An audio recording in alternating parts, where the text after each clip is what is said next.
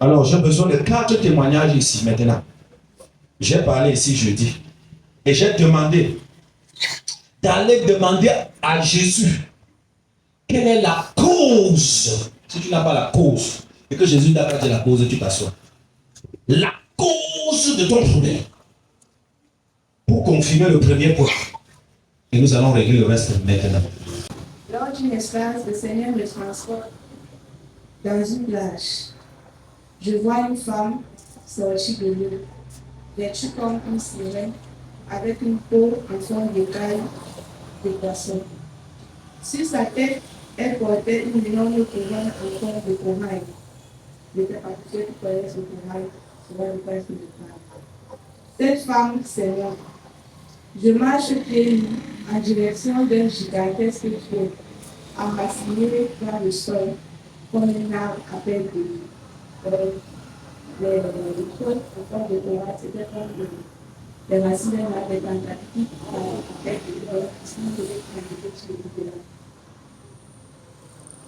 Ce trône avait la forme d'un corail entremêlé et derrière se trouvait un gigantesque coquillage ouvert qui contient une perle précieuse énorme. Tout autour se trouvaient des monstres marins qui faisaient office de garde. Je me suis assise sur le trône avec fierté. 279 sirènes et monstres marins sortaient de l'eau au fur et à mesure, à perte de vue, et s'inclinaient pour se prosterner devant moi, pour le dénigrer. C'est ainsi que l'extase fut faite. Alléluia. Pourquoi je la fais parler? Vous compreniez la profondeur de ce nombre de choses. Tu es dans la maison de Dieu. Sur le plan physique, tu n'es rien. Mais sur le plan spirituel, qu'est-ce que tu es? Ça vient d'où? Le Seigneur a pris la peine dans ce songe de remonter de là où ça vient, de ce que cela implique dans sa vie et ce qu'elle est. Premièrement, c'est son arrière-grand-mère paternelle. Ça, c'est là où ça vient. Le trône, les eaux, l'alliance avec les eaux, les accords avec les eaux. Qu'est-ce que ces accords font d'elle? Une esclave, enchaînée où? Dans le noir. Elle se voit elle-même enchaînée où? Dans le noir, dans l'obscurité. Et voilà quelqu'un qui se réjouit. Ferme la porte. Puis Dieu maintenant va te montrer maintenant. Regarde qui tu es. Vous savez, quelqu'un qui est assis sur le trône, elle voit les créatures. Elle a l'habitude de voir les créatures dans leur forme normale.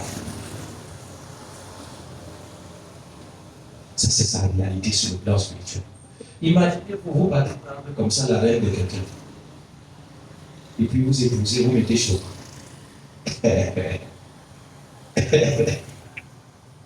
Alléluia. Voilà pourquoi j'ai dit à ma fille que la première des choses que tu dois combattre dans ta vie, c'est l'orgueil. Deuxième des choses, voir les gens de haut.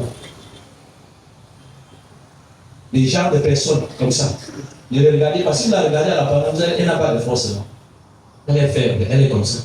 Est-ce que vous allez entrer dans son secret pour savoir qui elle est? La personnalité qu'elle est spirituellement. Vous ne pouvez pas. Si vous n'avez pas le secret, est-ce que vous ne pouvez pas? Quand elle est sortie des eaux du baptême, quand on l'a plongée dans les eaux du baptême, elle est partie. C'est-à-dire, elle a vu ce qui se passait au fond des eaux. La connexion directe. Quand elle est sortie des eaux, elle pleurait. Elle se forçait de sortir des eaux. Parce que c'est pour la question, mais qu'est-ce qui se passait? Son histoire est digne d'un film. Dieu fait le temps. Dieu va te protéger, ma fille. Même quand je donne ce témoignage, Amen. Ils ne pourront rien contre toi au nom de Jésus. Amen. Quand je suis venu lui dire, ma fille, Dieu m'a dit que tu es déjà consciente et que tu as tous les éléments nécessaires de faire ton choix. Il m'a regardé. Il a dit, papa, c'est vrai.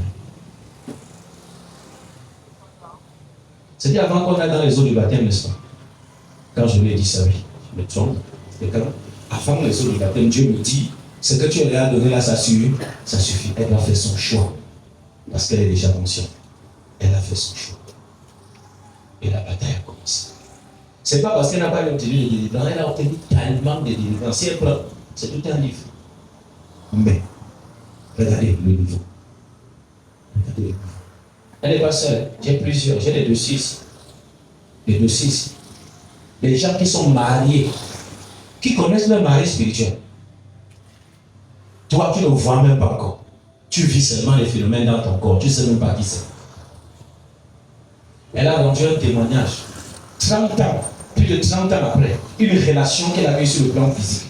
Elle ne voyait pas. Mais cette fois-ci, par les pleurs, par les cris, par la repentance, Dieu lui a montré qui est à l'origine de son public. Dieu n'est pas un homme. Je veux lui montrer que Dieu est puissant. Et Dieu est capable. Il a ses canaux d'expression. Il fait comme il veut. S'il veut te montrer quelque chose de sommeil ou pas sommeil, si tu es connecté, il te montre. Cette espace, c'est pas parce qu'elle s'est déplacée physiquement. Elle est là. Elle peut ouvrir les yeux, elle est là. Mais son esprit est mort. Elle vit des choses.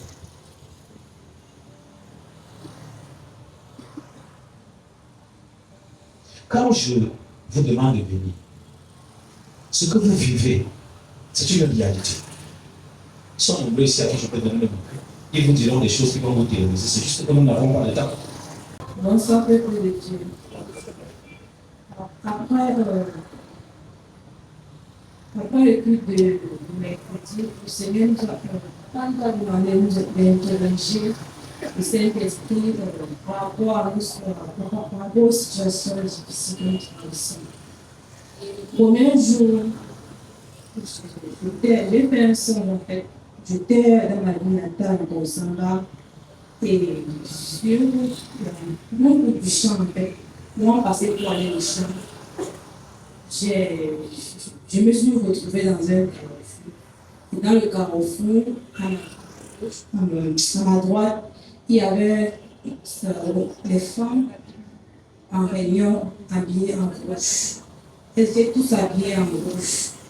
Et quand je les ai vues, j'ai pris peur et quand j'ai voulu avancer pour continuer mon chemin, sur la route, il y avait les signes de la rose croix. Il y avait les signes de la rose croix et après, je me suis retrouvée sur le toit, en train de bagarrer. Et le deuxième jour encore, je me suis retrouvée chez ma grand-mère, dans mon lit, et il y a un homme qui s'est approché de moi, et quand il est entré, en fait, je croyais que le monsieur voulait du bien, mais il a commencé à déclarer les paroles de malédiction dans ma vie. Et j'ai voulu bouger, je voulais répliquer, mais je ne parvenais pas. J'étais comme stable sur le lit. Puis je me suis réveillée. Et le troisième jour, j'ai encore fait une vision. On m'avait commissionné dans un quartier. Je ne me retrouvais pas en fait. Je montais, je descendais. J'étais un décoration. Je vois un jeune homme qui est arrivé et puis il m'a dit, monte pas ici, je vais te montrer le chemin. Nous sommes montés ensemble et son mari avait un grand portail. Le monsieur m'a dit, patiente ici, celui qui a les clés arrive. Et un autre monsieur plus âgé est arrivé, puis il a ouvert le portail, puis nous avons cheminé ensemble. Amen. Pourquoi c'est là-bas que les choses se passent, qu'elle est maudite, que les paroles de malédiction sortent? Qui est cet homme? Qu'est-ce qui s'est réellement passé?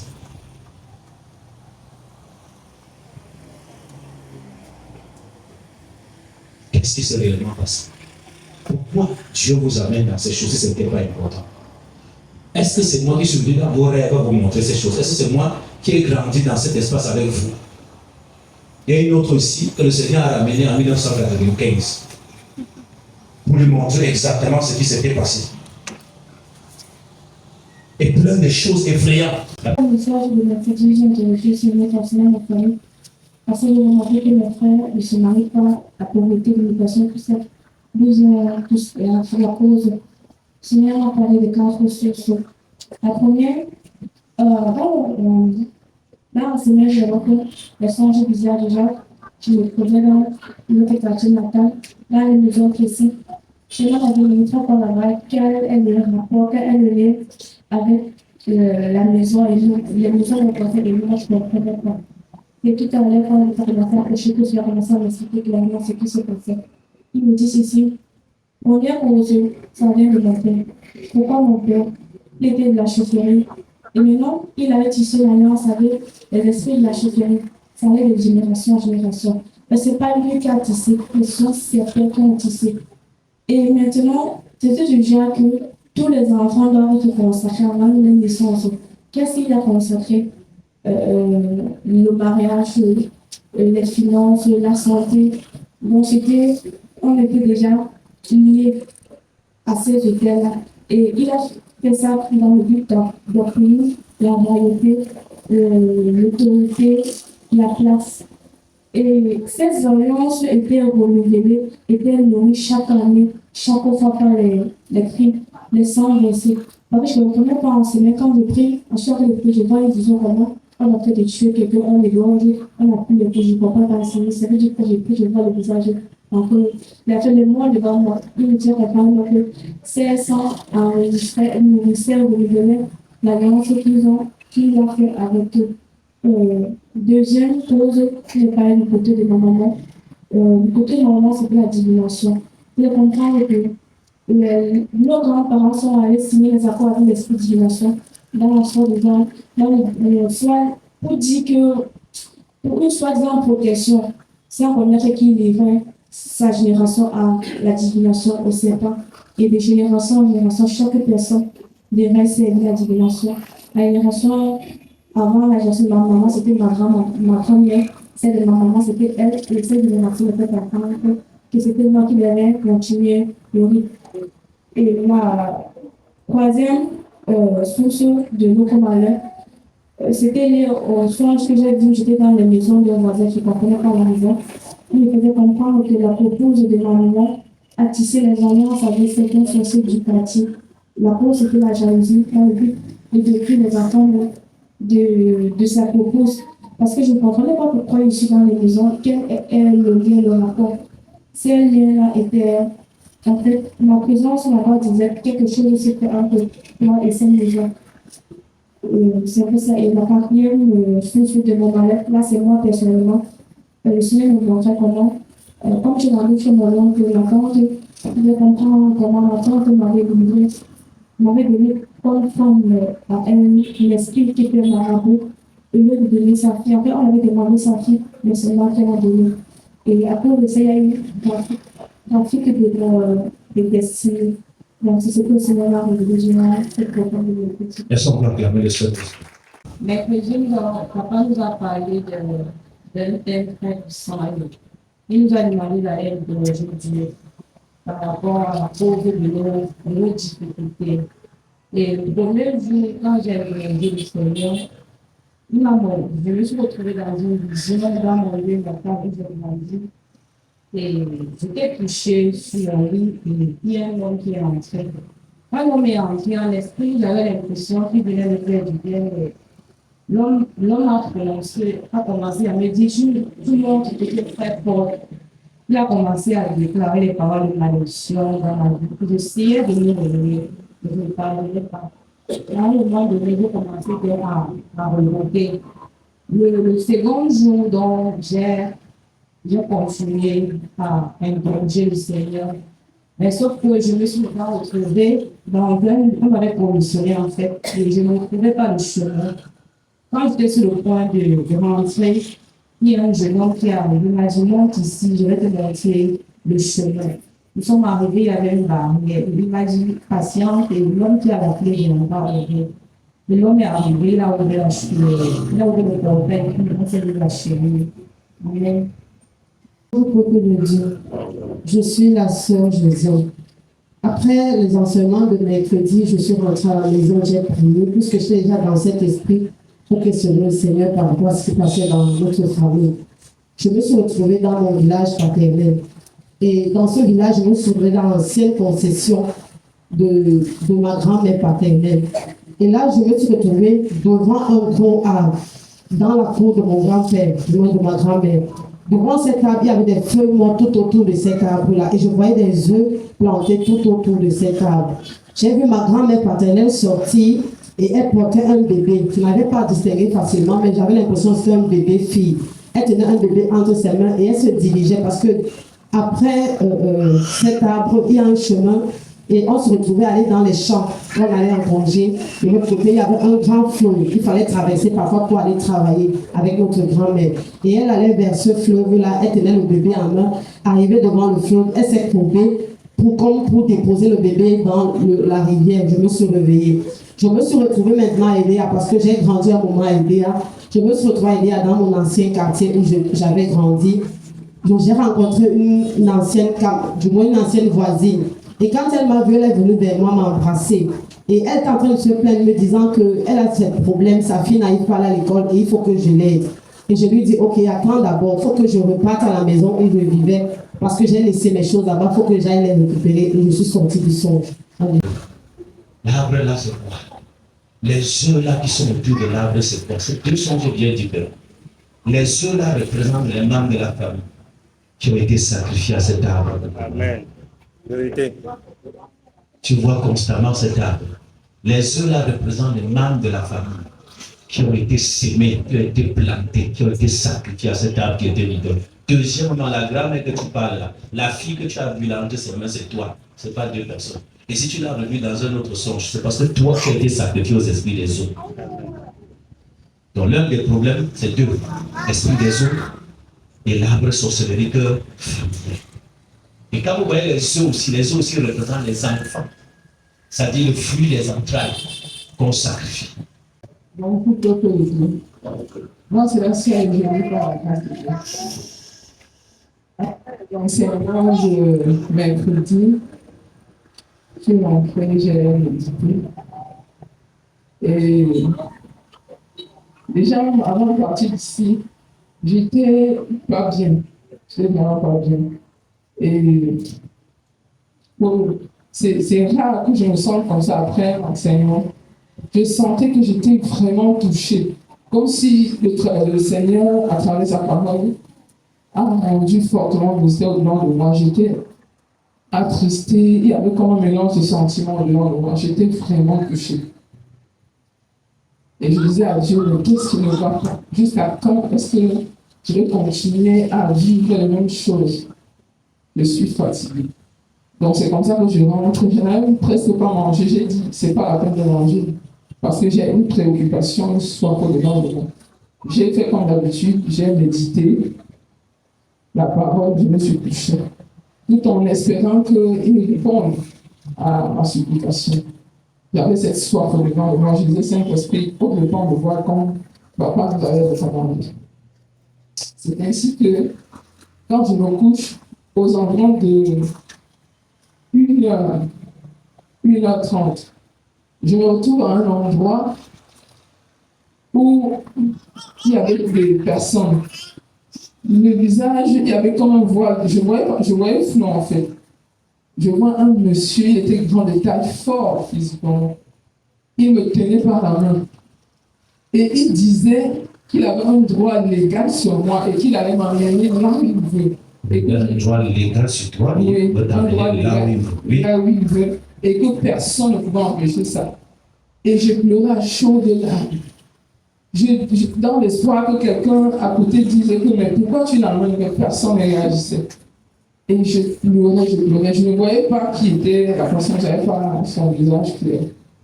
Il y avait comme un flou là. C'est comme ça que je pleure. Et c'est dans ces pleurs-là que le Seigneur ouvre mes yeux. Je me réveille et je continue donc à pleurer. Quelques instants après, je me mets à pleurer. Je dis, mais Seigneur, jusqu'à quand? Aide-moi, viens mon aide. L'heure est là. Je sens que je suis en train de couler là. Ça ne va pas. Qui est la personne qui me traînait comme ça par la main, qui disait avoir le droit sur moi? C'est ce que je veux savoir. Qui est cette personne? Parce que je sais que derrière ça, il y a ma délivrance. J'ai pleuré, j'ai médité, j'ai remis encore l'enregistrement que j'ai pris ici, pendant que papa nous demandait de se repentir. Ça m'a plongé encore dans la repentance. J'ai pleuré tous les larmes de mon corps sur Dieu. J'ai dit au Seigneur, nous voilà. c'est clair qu'il y a des choses qui ont été faites. Mais si tu ne m'aides pas, si mes yeux ne sont pas ouverts, ma situation va rester la même chose. C'est comme ça qu'à un moment, quand j'étais descendu du lit et que je pleurais sur le sol, après j'ai dit, mais pourquoi je dois monter sur le lit? Maman nous avait souvent dit que quand ça n'allait pas, elle se jetait là, elle se versait comme une cuvette d'eau. Et puis, elle pleurait. Donc, moi, je n'ai rien qui me motive à monter sur le lit. J'ai pris juste l'oreiller pour soutenir ma tête. Et j'ai dit, bon, je reste ici. C'est là que je vais rester. Et c'est comme ça que pendant que j'étais couchée là, après avoir prié et tout ça, à une certaine heure, aux environs de 1h15, c'est comme ça que Dieu me transporte à un autre endroit où les choses se succèdent en fait. Là, il me fait voir d'abord un jeune homme et une jeune fille. Ils venaient à peine de passer l'adolescence. Et ils étaient à un endroit où il y avait une fête. Leur vie, c'était d'aller de lieu en lieu. Là où se trouvaient les endroits où il y avait une festivité qui était organisée pour faufiler, pour se perdre entre les invités et aller là où il y a le reste de repas. C'est là qu'ils allaient et dès qu'ils se trouvaient là, ils s'empiffraient, ils mangeaient. C'était leur vie en fait. Et après un moment, ils me transportent à un autre endroit où je me retrouve là. J'étais comme dans un espace, dans une planète en plein air. Là, maintenant, se trouvait une jeune fille qui était entourée par des personnes qui prenaient soin d'elle. Et ces personnes-là faisaient l'effort. Tu vois, ils faisaient l'effort de récupérer ce qui restait de son visage parce qu'elle était franchement amochée. Et elle était comme quelqu'un qui vient d'éviter un accident, qui vient de faire un accident mortel, qui a vraiment échappé, comme on a l'habitude de dire. Et la jeune fille était là. Les gens, à un moment, on a même dû introduire quelque chose dans son visage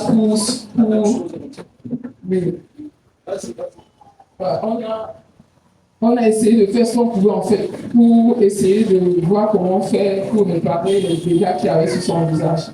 Et pendant qu'on le faisait, certaines personnes ont dit il faut qu'on rende la monnaie, qu'on fasse du mal à ce monsieur-là qui lui a fait ce genre de choses. Et d'autres ont dit non, il s'agit d'un géant, on ne peut rien faire.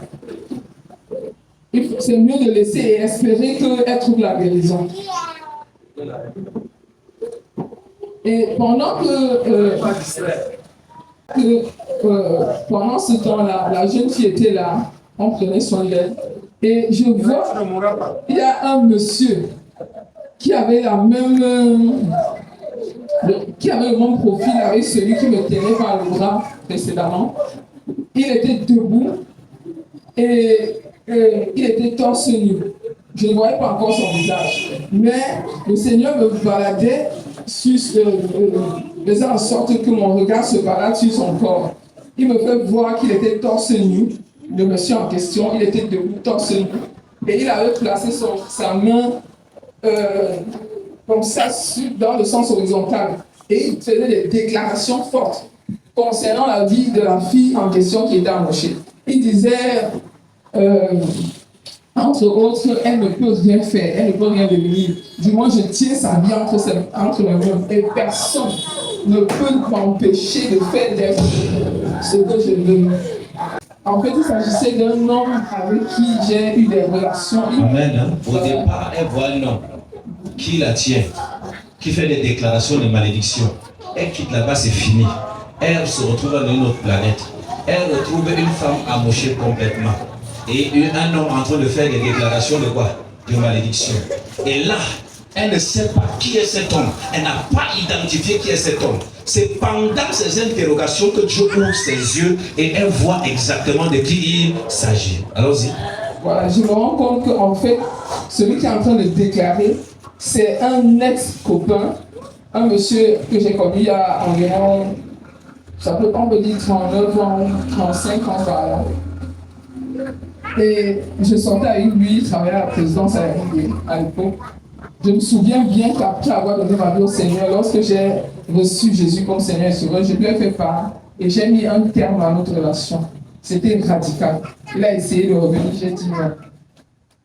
Et le même monsieur, quand il finit de déclarer, après, le Seigneur ouvre mes yeux. Et le même monsieur en question, j'avais déjà la relation que Dieu m'a donnée. Pendant que j'étais ici à une retraite, à un moment donné, j'étais ici à l'église, j'étais ici à la retraite.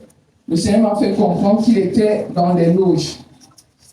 Non seulement ça, il y a une autre chose. Papa nous parle des profondeurs, le Saint-Esprit, vraiment, on ne peut rien faire sans lui. Parce que pendant que j'étais ici à une retraite, je me souviens encore, le thème était porté sur Aman. Le Seigneur nous avait donné la victoire sur Aman et ses acolytes. Dans le même moment, c'est comme ça que pendant que je suis en train de chercher la face de Dieu, un jour, il ouvre ma face, il ouvre mes yeux, et il me fait voir que je me trouvais dans un immeuble. Et au bas de cet immeuble-là se trouvait mon cousin, le fils de ma défunte tante, qui vit au village. C'est lui qui était à l'entrée, il tenait un balai en main ce jour-là. Et le monsieur dont je parle en question, il venait spirituellement faire des rapports avec moi dans une chambre de cet immeuble-là, sans que je ne sache, bien sûr, ça se passait dans les Ok, c'est bon d'abord. Alléluia. Je voulais vous montrer que quand le Saint-Esprit a donné un message et que vous avez saisi le message, le Saint-Esprit surfe sur ce message que vous avez reçu. Il ne part pas en dehors de l'alliance qu'il a tissée. Quelqu'un me donne un amen. Il manifeste son miracle, sa puissance, en fonction de ce qu'il vous a donné de faire. Et toutes les personnes qui ont expérimenté, ce sont des personnes qui sont allées, qui ont dit Dieu, sous le rapport de ce qui est sorti. Seigneur, quelle est la source de quoi? De mon problème, de mon malheur. Vous devez identifier qui vous êtes, ce qui a été fait. Si vous ne le faites pas, vous perdez votre temps.